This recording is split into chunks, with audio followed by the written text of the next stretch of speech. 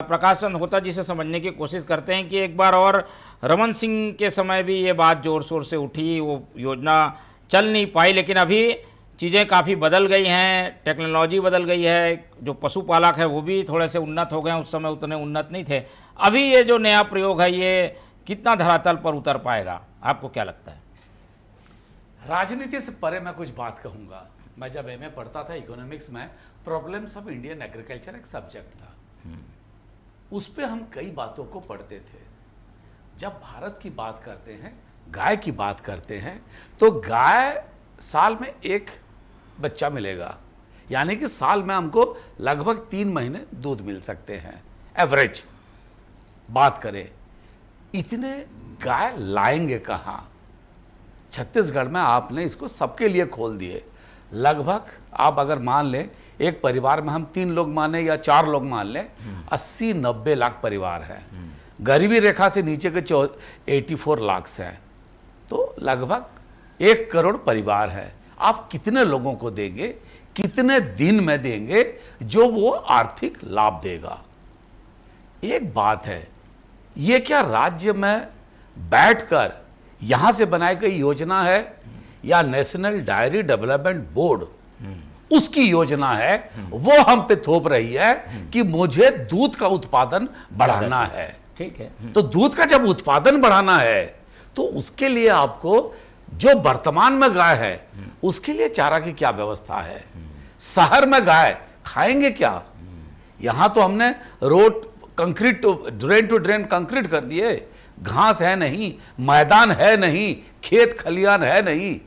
कितने लोगों के पास इतने पैसा है? जिस प्रदेश में 84 लाख लोगों को, 84 लाख परिवारों को हम अंत्योदय के चावल दे रहे हैं, वो उन गायों को खिलाएंगे क्या?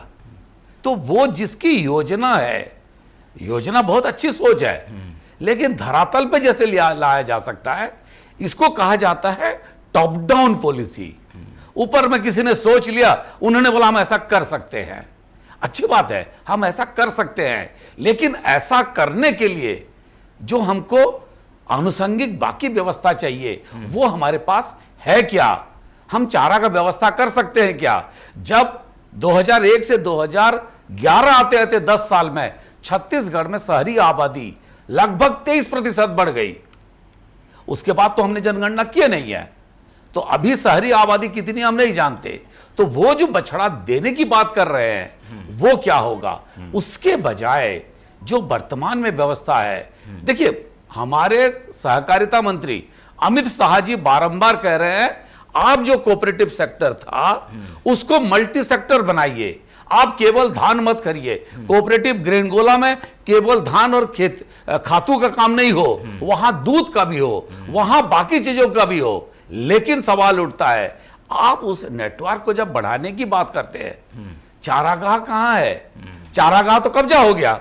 नहीं, गांवों में जहां है वहां तो ये किया जा सकता है। चारागाह, इसी बात को तो विवाद है। चारागाह कब्जा हो गया बाहुबलियों के। दूसरी तरफ से अगर देखेंगे, जहां खेत था वो धान है, सूरजमुखी है और कुछ है, तो वहां गाय के लिए क्या खिलाएंगे आप? और एक बड़ी बात थी, पराली पहले मिलता था जिसको हम गायों के लिए रखते थे, बैल के लिए रखते थे। जिस दिन से हार्वेस्टर आया, आप तो 1 इंच छोड़ के 6 इंच से लेके 1 फीट छोड़ के आप धान की कटाई कर रहे हैं, तो वो जो पराली खेत में है, गाय खाने से पहले लोग आग लगा देते हैं। पराली की समस्या है, मैं भी किसान हूं, मैं भी इस चीज को जानता हूं। तो आप जब इतने सारे व्यवस्थाओं को आप नीचे से ऊपर देखेंगे, उस हिसाब से व्यवस्था करना चाहिए। ऐसा नहीं कहता कि लोग संवेदनशील नहीं है।